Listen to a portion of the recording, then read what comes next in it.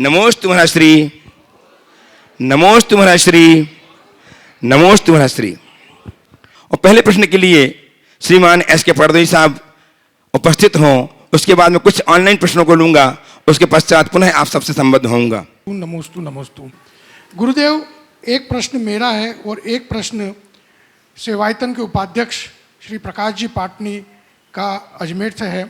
गुरुदेव, प्रकाश जी पाटनी नमोस्तु निवेदित करते हुए अपना प्रश्न पूछ रहे हैं कि बोलने के अवसर पर चुप रहना और चुप रहने के अवसर पर बोलना क्या मानसिक दुर्बलता का प्रदर्शित करता है?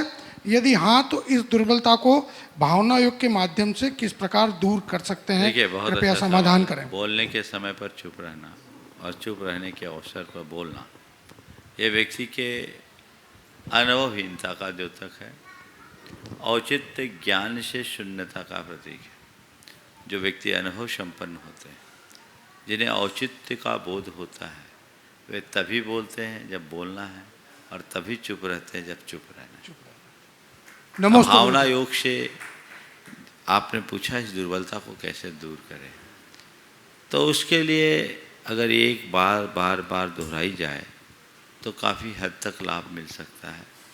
मुझे सही बोलना है, सुंदर बोलना है, सही बोलना है, सुंदर बोलना है, समय पर बोलना है। सही बोलना है, सुंदर बोलना है, समय पर बोलना है। सही बोलना है, सुंदर बोलना है, समय पर बोलना है, निश्चित इसका लाभ मिलेगा। नमोस्तु गुरुदेव। अपना गुरुदेव, मेरा प्रश्न ये है, प्रायः हम गुस्से के बारे में कई प्रकार की नकारात्मक कोटेशंस पढ़ते हैं। कुछ कोटेशंस इन दिनों में मेरे देखने में आए हैं, वो मैं निवेदित करना चाहता हूँ।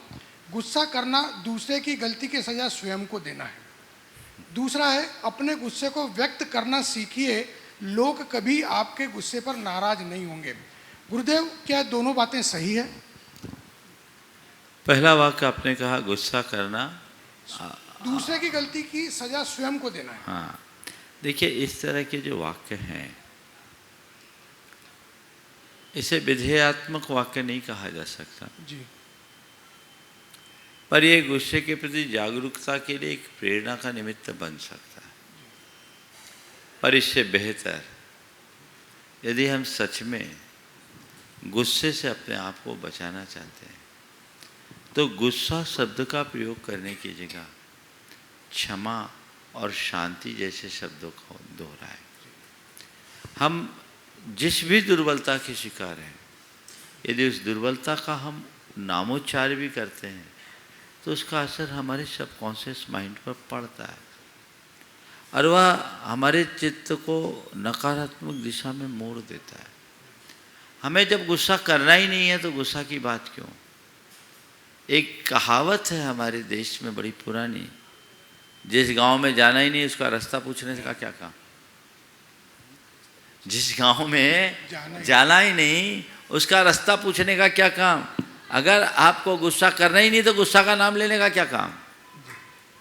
मुझे शांत रहना है, मुझे सहज रहना है, मुझे क्षमा रखना है, मुझे सहन करना है। ऐसे विधेयात्मक वाक्यों को आप बार बार दोहराने में यदि समर्थ हो जाए, तो मैं समझता हूँ गुस्से पर काफ़ी हद तक नियंत्रण हो सकता है। महाराज श्री नितिन जी जैन बिनौली बागपत से जानना चाहते हैं कि गुरुदेव, किसी ने क्या खूब कहा है कि अनुभव उधार नहीं लिया जा सकते।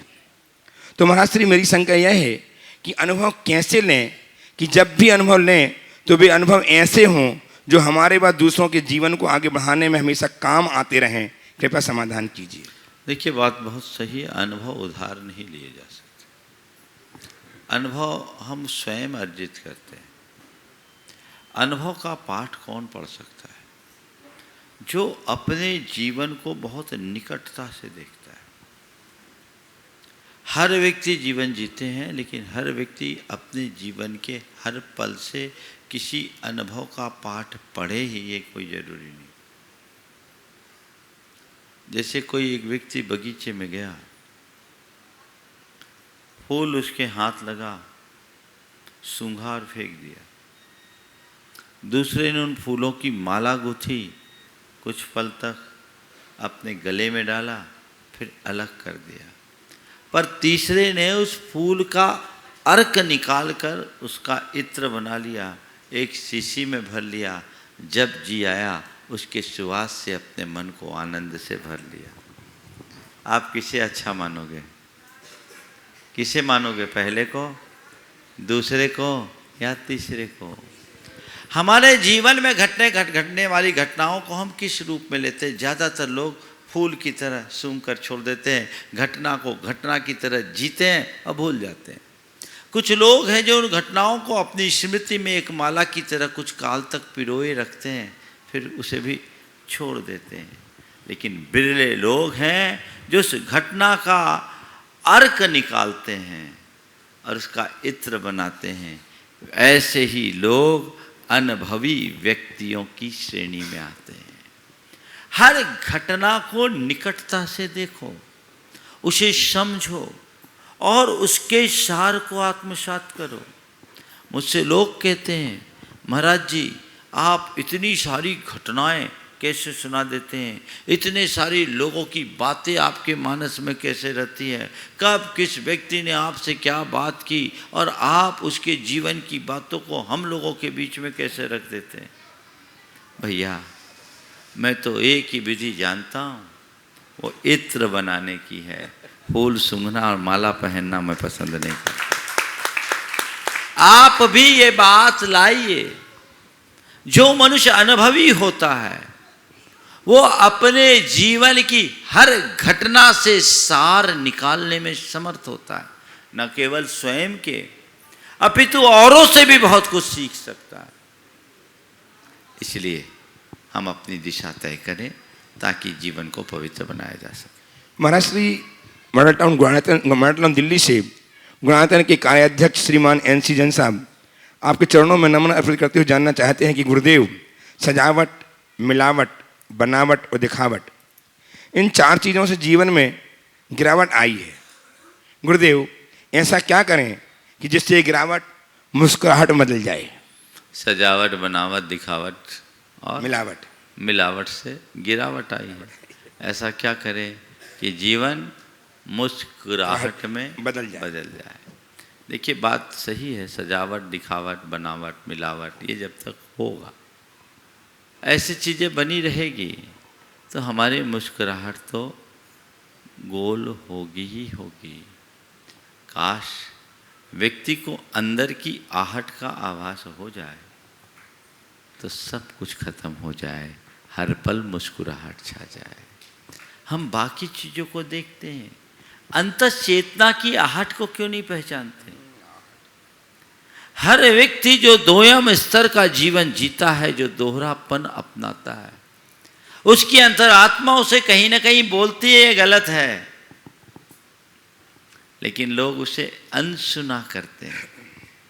इसलिए जीवन में एक कृत्रिमता छा जाती है। काश हम उस आहट को समझें तो फिर गिरावट नहीं, केवल मुस्कुराहट होगी। गुरुदेव, आरती जी जैन, हाँ, जबलपुर से आपके चरणों में नमन अर्पित कर जानना चाहती हैं कि गुरुदेव अभी हम सब देख रहे हैं कि कितने लोगों की मृत्यु हो रही है। इसमें बहुत से ऐसे लोग भी हैं जो बहुत अच्छे, सच्चे, धार्मिक, दयालु थे, फिर भी उनकी जान गई। और कई लोग ऐसे भी हैं जो पापी हैं, अधार्मिक हैं, बुरा करने वाले हैं, फिर भी उनकी जान बच गई। तो अच्छे लोग जिनके घर वालों की जान चली गई, क्या वे अच्छाई छोड़ दें? जान बचाने के लिए उन्हें भी बुरा बन जाना चाहिए? क्योंकि बुरे लोगों के पास उम्र भी ज़्यादा है और पैसे भी, और अच्छाई करके मिलता भी क्या है? भगवान तो सुनते ही नहीं है। गुरुदेव समाधान। देखिए बात अंदर की व्यथा है, पर यह व्यथा तभी तक है जब तक हम अपने जीवन की वास्तविकता को न समझें। जो लोग अपने जीवन की वास्तविकता को समझ लेते हैं, उनकी मन की व्यथा अपने आप समाप्त हो जाती है। आपने दो बात कही, बहुत सारे अच्छे लोग चले गए, बुरे लोग टिके रहे।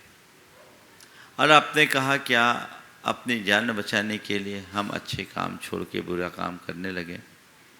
यदि बुरे लोग दुनिया में अमर दिखते हों तो हो सकता है आपकी बात सही हो, पर क्या बुरे लोग नहीं मरते? हाँ, अंतर केवल इतना होता है कि अच्छे आदमी मरते हैं तो हर व्यक्ति के मन में उस व्यक्ति के प्रति सहानुभूति होती है, और बुरा आदमी अगर इस दुनिया से जाता है तो सब सोचते हैं चलो धरती का बोझ मिटा। इतना ही अंतर है ना। तय करो मुझे इस दुनिया से कैसे जाना है। सच्चा बन करके जाओगे, अच्छा बनकर जाओगे तो जाने के बाद भी, मरने के बाद भी अमर बन जाओगे,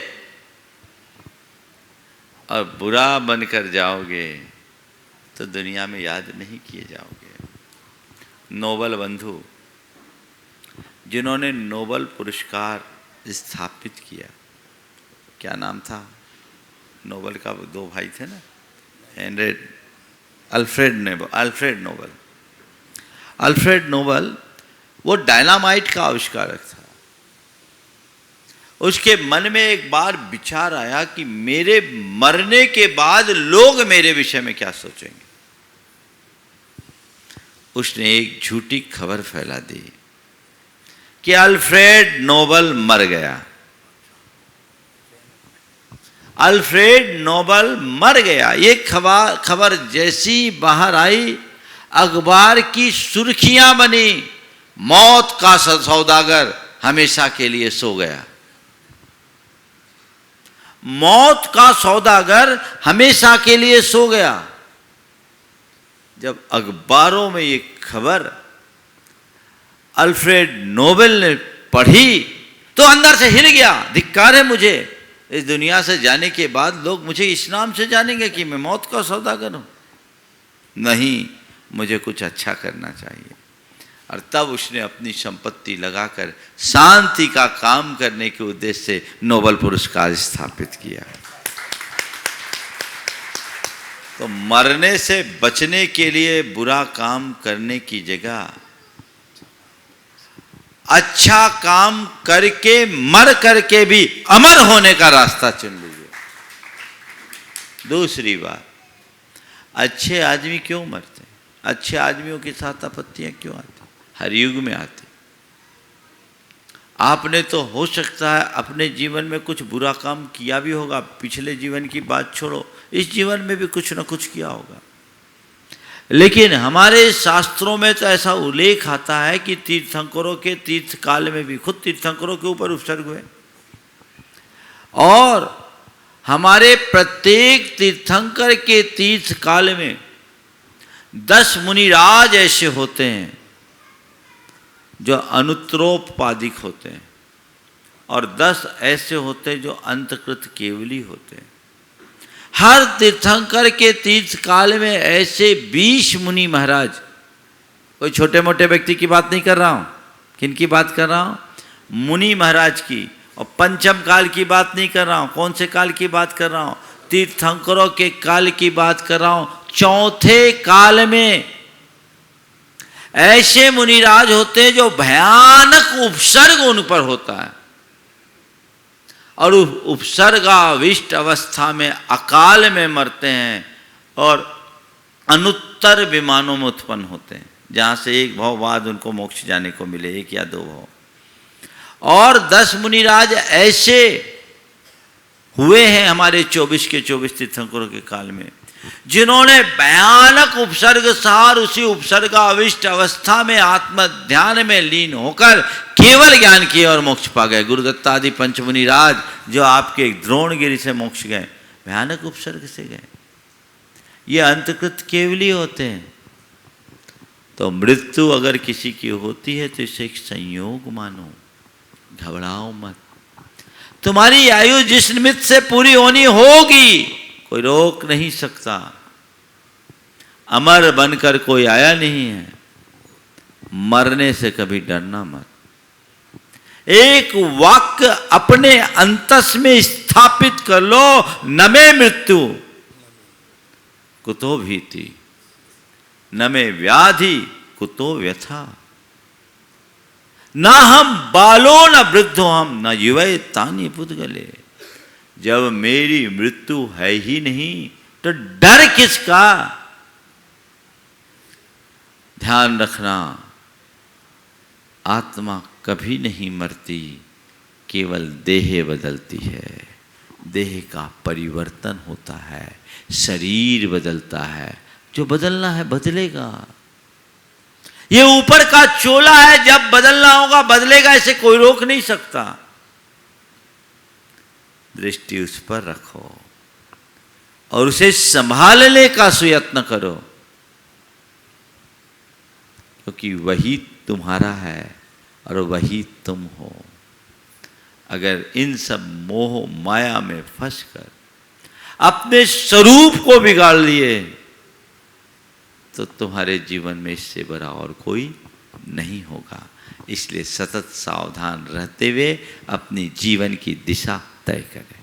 आदित्य जी जैन केसरी से उपस्थित हों, उसके पूर्व महाश्री जोधपुर से सुभाष जी ने एक छोटा सा प्रश्न पूछा है, क्या कर्म के प्रभाव गहरे होते हैं? कर्म के प्रभाव गहरे होते हैं, बहुत गहरे होते हैं, पत्थर की लकीर से भी गहरे होते हैं। अब फिर कभी इस पर विस्तार से बताऊंगा। आदित्य जैन उपस्थित हों प्रत्यक्षतः समाधान प्राप्त करने के लिए केसरी से। महाराज श्री, मेरा और मेरे परिवार की ओर से बारंबार नमस्कार। महाराज श्री, आज वाणी और शरीर की अपेक्षा कई गुने पाप हम मन से करते हैं और वाचनिक और शारीरिक चेष्टाओं को चाहे कुछ क्षण के लिए विराम भी मिल जाए, परंतु मन की किसी भी अवस्था को किसी भी समय एक क्षण के लिए भी विराम नहीं मिलता। और मैं देखता हूँ कि मन से पाप हो जाते हैं, शरीर से या वचन से फिर भी अपन सोच लेते कि नहीं हो। तो महाराज श्री, मेरा प्रश्न यह है कि उस मन को भी कैसे दृढ़ बनाएं कि वो भी पाप की ओर ना जाए। नमस्ते। देखो, मन से पाप होता है और हमें उसके प्रति सजग होना चाहिए, लेकिन ये सोचकर एक बार एक युवक ने मुझसे कहा कि महाराज जी, हमारे यहाँ कहा गया है कि पाप का भाव हो गया तो पाप तो लग ही गया, और जब पाप का भाव हो गया, पाप लग गया, तो पाप कर ही लो, फिर मजा ही चख लो, है ना। हमने कहा भाई ऐसी गलती मत करना। क्यों? पाप को जिस स्तर पर रोक सको वहां रोको। मन में पाप आया है ना, तो उसको एकदम जन्म स्थल पर ही वहीं रोक दो। समारंभ है, समारंभ है, आरंभ है। मन में पाप का भाव आना समारंभ है, उसके योग सामग्री जुटाना समारंभ है, और मन में वो पाप प्रकट हो जाना आरंभ है। उसको जहां रोक सको वहां रोको। कदाचित मन में नहीं रोक पाओ तो वचनों में रोको, वचन में नहीं रोक पाओ तो शरीर में रोको, उसे शरीर पे ना आने दो। तो पाप को जिस स्तर पर रोक पाओगे उतनी शीघ्रता से पापों से बच पाओगे।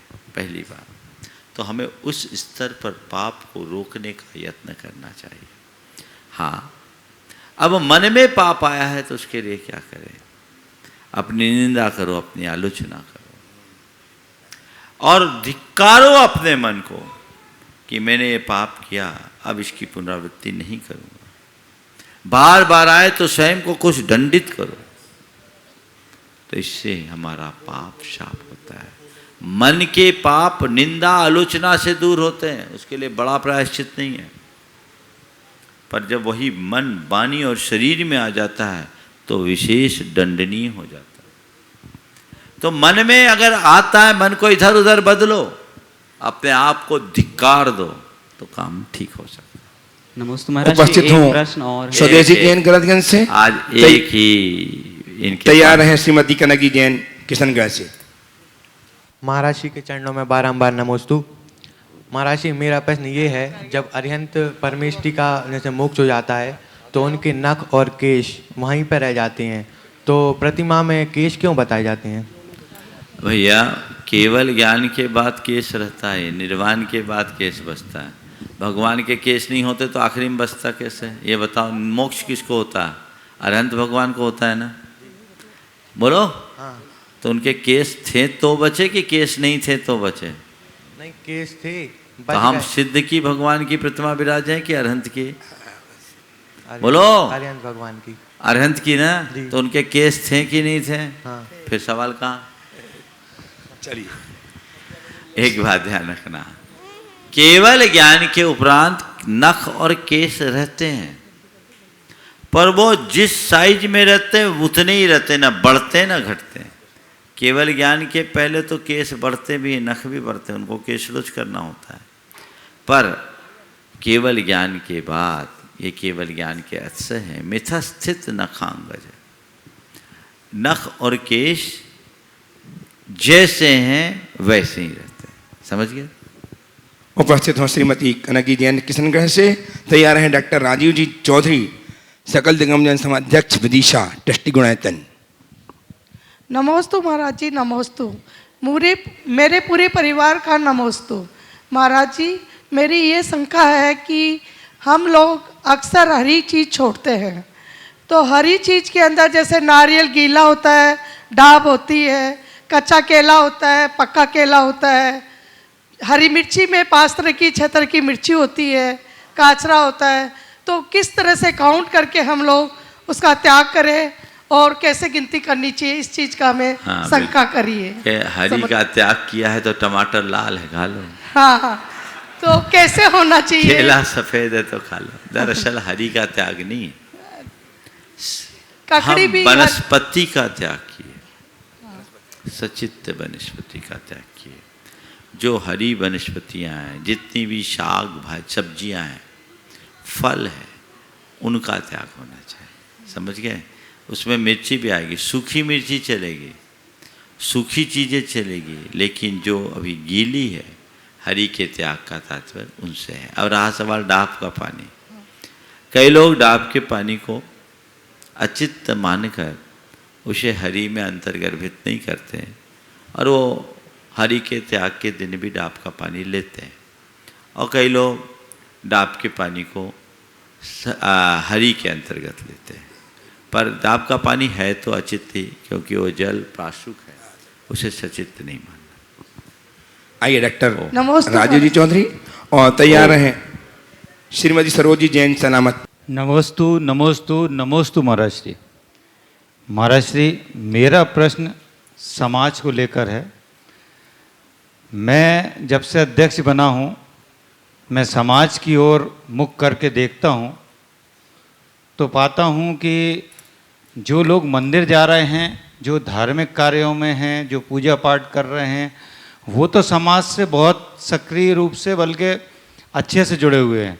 लेकिन एक समाज का ऐसा तबका जो कि जैन समाज का भविष्य है, हमारा युवा वर्ग और हमारे बच्चे जो बाहर पढ़ रहे हैं, हाईली एजुकेटेड हो रहे हैं, वो समाज से दिन प्रतिदिन कटते जा रहे हैं।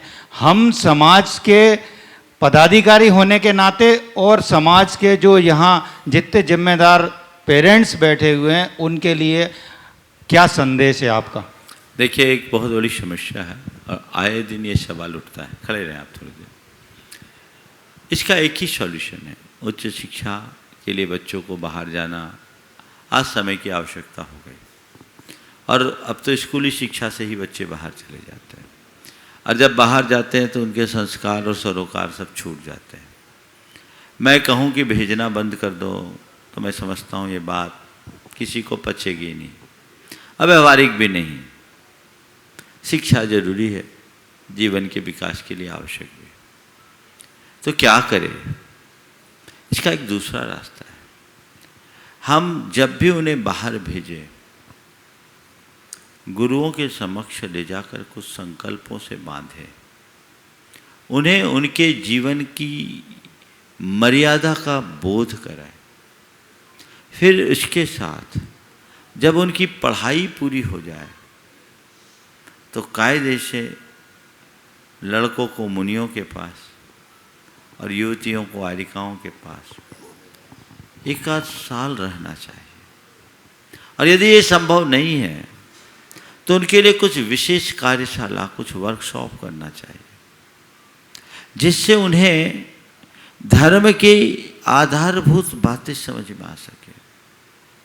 वे धार्मिक होते, अधर्मी नहीं होते, पर उनको समझ नहीं होती और वो रिचुअल में ज़्यादा रस नहीं लेते। तो हमें क्या करना चाहिए? रिचुअल से स्पिरिचुअल की ओर मोड़ना चाहिए। जब हम उनको अध्यात्म के साथ प्रेरित करें तो बहुत जल्दी आकर्षित होंगे।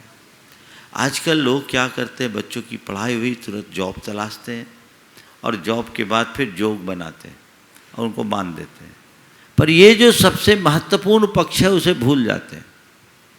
पढ़ाई पूरी हो बेटा, ठीक है, जब तक जॉब लगेगी चलो गुरुओं के पास चलो और धर्म का पाठ सीखो, जिससे तुम्हारे जीवन का निर्माण हो सके, तुम अच्छा जीवन जी सको। ये प्रयास होना चाहिए और इससे बहुत बड़ा बदलाव होता है। हमने अनेक कैंप कराए, एक्ट प्रोग्राम पहले चलाते थे, उसमें युवक आए, उनमें बड़ा बदलाव हुआ।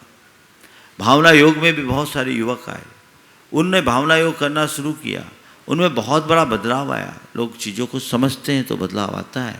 उनको हमें थोपने से काम नहीं होगा। यदि हम उन्हें वैज्ञानिक तरीके से बातें समझाएंगे तो सहज रहेगा। उपस्थित हों श्रीमती सरोजी जैन और तैयार हैं सुश्राविका श्रीमती चंद्रा जी पाटनी, रांची से ट्रस्टी गुणायतन।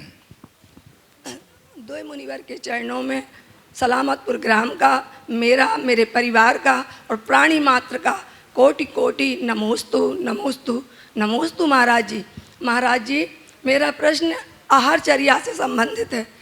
मैं जब भी चौका लगते हैं या लगाती हूँ तो पूरे तन मन से सहयोग करती हूँ और महाराज जी हर समय ये भावना भाती हूँ कि महाराज जी के आहार निर्विघ्न निरंतर आए हों। लेकिन महाराज जी जब आहार देने का समय आता है तो मुझे मात्र या तो एक गिलास आहार देने का या मात्र जल देने का और कभी कभी तो केवल हाथ लगाने का ही सौभाग्य प्राप्त होता है। तो महाराज जी मेरा ये प्रश्न है, मन में ये भावना उठती है कि मेरा कितना तीव्र पाप कर्म का उदय है या मेरा क्षीण पुण्य है या मेरा पाप कर्म का उदय है, अंतराय कर्म का उदय है। महाराज जी मेरी शंका का आपका महान पुण्य का उदय है कि आपके हाथ से तैयार आहार साधुओं के हाथ में जा रहा है।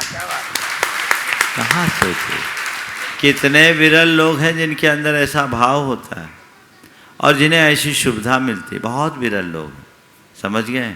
इसलिए इसे पापोदय मत मानो। पापोदय तो उनका है जिनके पास अनुकूलता होते हुए भी देने के भाव नहीं हो रहे। पापोदय तो उनका है जो चाह करके भी कुछ कर नहीं पा रहे।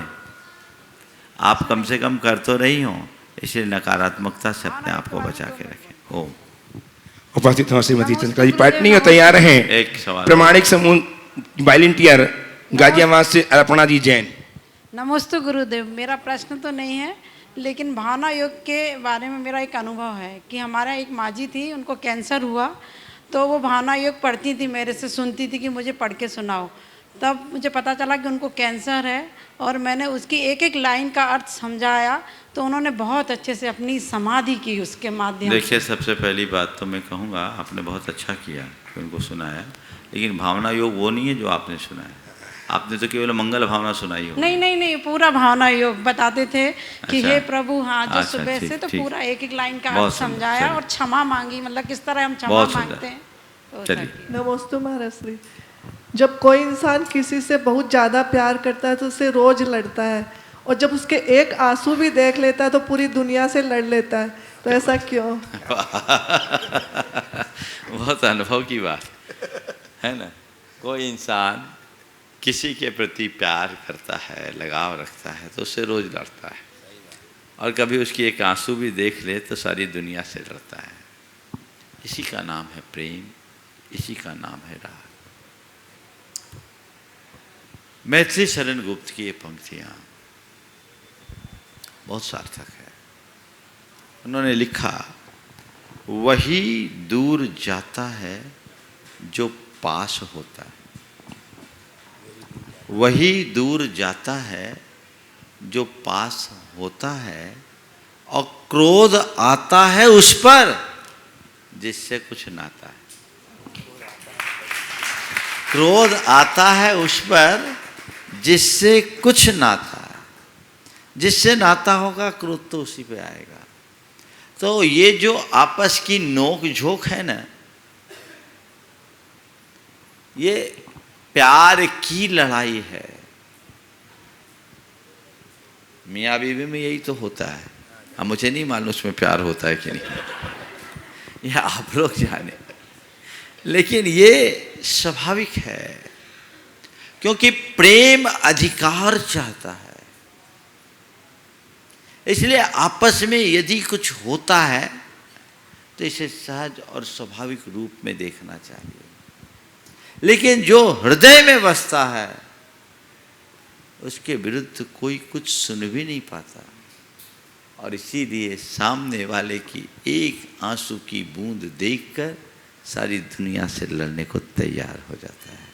यही प्रेम, यही रागानुबंध। आइए अर्पणा जी जन गाजियाबाद से प्रॉमिसा की वॉलंटियर है, उनका सम्मान करने के लिए प्रति बहन शकुन दीदी उनका सम्मान करें और वे अपना प्रश्न प्रस्तुत करके समाधान प्राप्त करें। साथ में इनके अगम्या जी गाजियाबाद से, अभिषा जी गाजियाबाद से, वो भी आ जाएं, जल्दी मंच पे जाएं और प्रश्न करें। हाँ, आप बहुत जाइए, अच्छा, आ जाइए, ऊपर आ जाइए। ब्रति बहन शकुन दीदी उनका सम्मान करके गुणातन गवर्नर को संबोधित करेंगी। हाँ, ये प्रामाणिक समूह की टीम में बहुत अच्छा काम कर रही है और ये खुद भी बताएगी मैं क्या कर रही हूँ। काफ़ी दिनों से काम कर रही है। एक बार इनका अभिवादन आप सबको कर देना चाहिए। अभी आप लोगों ने देखा कि बच्चों की पाठशाला भी चल रही है, उन सब में यही सारी टीम कर रही है। ऐसे लोगों को हमें जरूर प्रोत्साहित करना चाहिए। नमोस्तु महाराष्ट्री, मेरी एक शंका है आपसे कि पाश्चात्य संस्कृति के इस युग में संस्कारों का अच्छे से बीजारोपण होने पर भी संगति का ज़्यादा असर दिखाई देता है।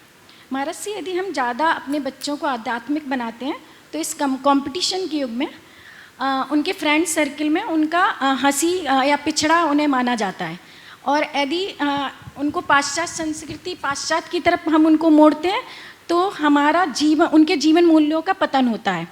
तो इस समय एक अच्छी माँ की भांति हम एक अच्छे गुरु और एक अच्छे मित्र दोनों के रूप में होते हुए हम ट्रेडिशनल और पाश्चात्य दोनों को किस तरीके से समन्वय किया जाए कि उनको हम संबल दे सकें हर उसमें। बहुत अच्छा, बहुत अच्छी बात आपने रखी। एक बड़ा अहम प्रश्न है। यदि हम ज़्यादा संस्कारों से प्रेरित कर दें तो उन्हें कई बार ऐसी विषम परिस्थितियों का सामना करना पड़ता है और संस्कारहीनता में पूरा जीवन ही खराब होता है। आपने पूछा हम क्या करें? हम उन्हें संस्कार भी दें और समझ भी दें। अगर कोई मॉडर्न बनता है तो मॉडर्न बनना बुरा नहीं है। आधुनिकता कतई बुरी नहीं है, बशर्ते उसके साथ मौलिकता जुड़ी हो। बच्चों को हम संस्कार दें, धार्मिकता का पाठ पढ़ाएं, पर उन्हें चीज़ें थोपे नहीं। बच्चे खुद में इतने जागरूक हो जाएं, उनके अंदर की समझ ऐसी विकसित कर दें कि यदि कोई ऐसी बात हो तो बच्चे उसका खुद उत्तर दे सके। मैं आपको बताता हूँ, मेरे संपर्क का एक युवक जो आज IIT कर रहा है, बड़ा संस्कारित और आधुनिक भी। उसने कभी रात्रि भोजन नहीं किया, उसने जमी कंद नहीं खाया, IIT करते हुए भी उसने ये नहीं किया। उसने बताया कि महाराज, जब मेरे दोस्त मुझसे कहते हैं तो मैं उनसे ये कहता, देखो भाई, सबकी अपनी अपनी लाइफ स्टाइल है। मुझे ये लाइफ स्टाइल अच्छी लगती है और मुझे इसमें अपने आप को ज़्यादा हेल्दी और फिट महसूस करता हूँ, और ये पूरी तरह साइंटिफिक है। तुम लोगों को पसंद नहीं है, मैं तुम्हें छोपता नहीं, पर इन सब चीज़ों से कोई व्यक्ति आगे और कोई व्यक्ति पिछड़ा नहीं माना जाता। व्यक्ति का व्यक्तित्व गहरा होना चाहिए। और उसने लोगों को बड़े तार्किक तरीके से समझाया, नॉन वेस्ट से लोगों को दूर किया, बहुत सारे लोगों को छुटा दिया। उसके साथ के दोस्तों को उससे एक प्रेरणा मिलने लगी कि नहीं, वाकई में ये जो बात करता है सो करता है। तो संस्कार दिए हैं कि संस्कार गढ़े हैं, इनमें बड़ा अंतर है। बेटा ये नहीं करना, बेटा ये नहीं करना चाहिए, हमें ये नहीं करना चाहिए, हम ये चीज़ें थोप देते हैं, फिर वो बड़ा पसोपेश में पड़ जाता है। लेकिन अगर उनके अंदर में हमने समझ जगा दी तो वो 10 को समझाने में भी समर्थ हो सकता है। तो बच्चों को एकदम जटिल भी नहीं बनाना चाहिए। उनके अंदर खुद समझ, उनके मन में बात ही ना आए, विचार ही ना आए, ऐसा भाव जगाना चाहिए। और कभी ऐसी स्थिति आती भी है तो झेपेगा नहीं, अपितु और गौरवान्वित महसूस करेगा क्योंकि हम अच्छा काम कर रहे हैं। पर जब वो अंदर से कमज़ोर होता है तो उसे झेप लगती है, वो असहज स्थिति का अनुभव करने लगता है और कई बार फिर भटक भी जाता है। तो हमें इतना मजबूत बनाना चाहिए कि वो व्यक्ति कभी हिले भी नहीं, टस से मस ना हो, तो रास्ता प्रशस्त हो। आइए श्रीमान पी के जैन साहब सागर से तैयार हैं, शिखा जैन पाटन जबलपुर से। नमोस्तु नमोस्तु नमोस्तु मेरे परिवार की ओर से नमोस्तु नमोस्तु। हे मुनिश्री, महावीर स्वामी के समूह शरण में राजा श्रेणिक ने 60,000 प्रश्न किए थे।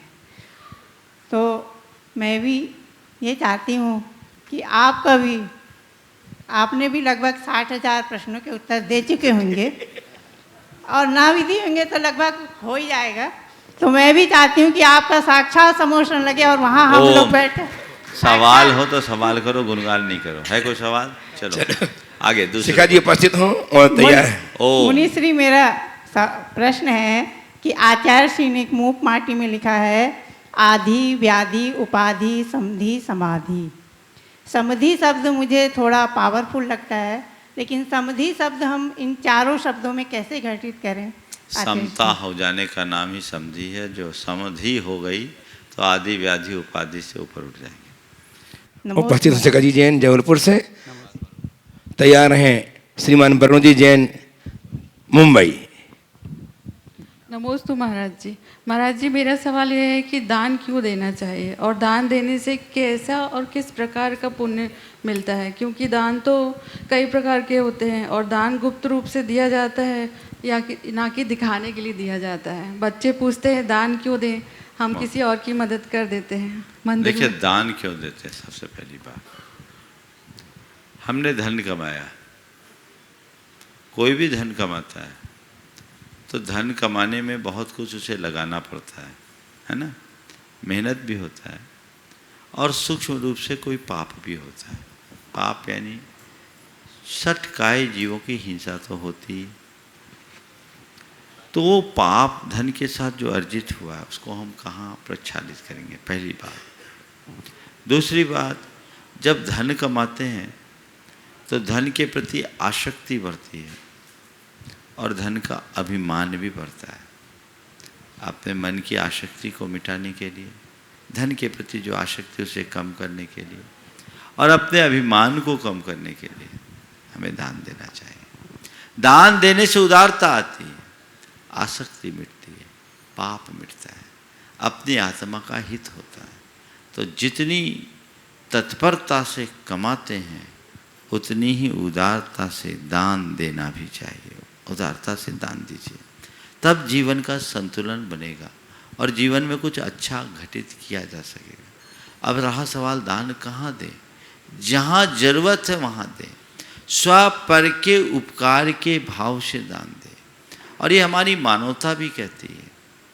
आज हमारे पास सरप्लस है और कहीं उसकी आवश्यकता है और हम उसे योगदान न दें तो ये हमारी कृपणता कहलाएगी, कंजूसी कहलाएगी। इसलिए उदारता के साथ दान देने में तत्परता बनाए रखना चाहिए। हाँ बोलो।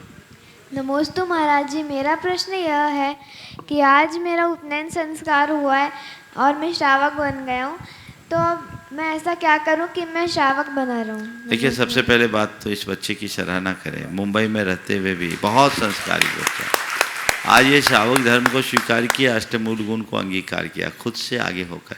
अब बस मैं इतना ही कहूँगा, अपनी प्रतिज्ञाओं में बंधे रहो और अपने जीवन का पथ प्रशस्त करते रहो, उसी में भलाई होगी। समय आप सबका हो गया, यहीं पर विराम। बोलिए परम पूज आचार्य गुरुवर श्री विद्यासागर जी महाराज जी।